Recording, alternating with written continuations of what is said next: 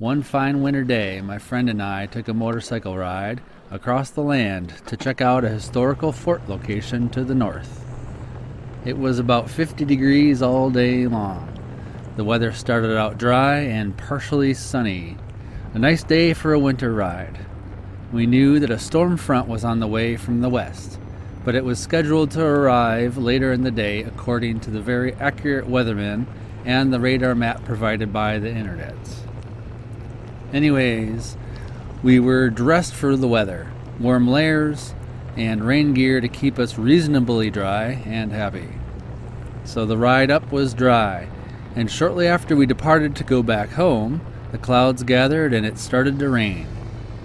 At times we could see the long lines of clouds billowing our way, forming the front edge of the storm front. As we were riding along, the roads began to become more wet.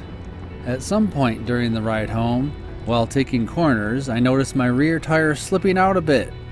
Not enough to drop the bike, but enough to get the blood pumping and raise the DEFCON level from green to yellow.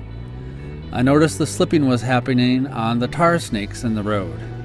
Tar snakes, those strips of tar placed on the road to fill the cracks. I was already avoiding the tar snakes as much as possible out of normal cautious riding, but I couldn't avoid all of them. I slowed down while cornering after that unnerving experience and was able to avoid any more slippage. Well, in the summer, I know that tar snakes can get soft and a motorcycle tire can lose grip on a corner or braking on those things. Actually, when I was a beginning rider, I was taking a sharp corner a bit too fast in the heat of the summer. It was a very tight residential corner that I was leaning in at about 20 miles per hour. There was fresh tar on the road and I bit the dust. Yep, I dropped my bike. It was a Yamaha XS 1100. Oh, what a sad day. I had a leather jacket and leather gloves on, so I slid a bit down the road with my bike. I was not hurt, and I just had a minimal amount of road rash on the bike.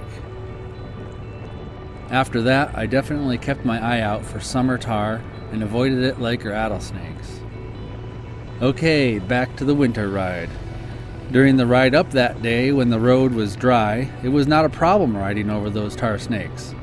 But at 50 degrees and wet roads, they became slippery. I have never experienced that before. I recently replaced the tires on my bike, so I thought, dang, maybe these new tires suck and I have to put on another type of tire. That would be a bummer deal. Toss the new tires from some other ones. Anyways, with cautious riding, we made our way home without any more slippers. When we got back, I told my friend about my ill-fated slipping and how I thought my tires were bad. Well, he told me that his tire was slipping also, but on the front. Well, that's interesting. I was slipping on my rear tire and he was slipping on his front tire. But that confirmed it was not my tires, but those dang tar snakes. They just get outright slippery when wet, at least around 50 degrees. So the next time you're on wet roads, watch out for those winter tar snakes. They can bite. It's not just the summer snakes that can bite, but the winter ones too. Safe riding.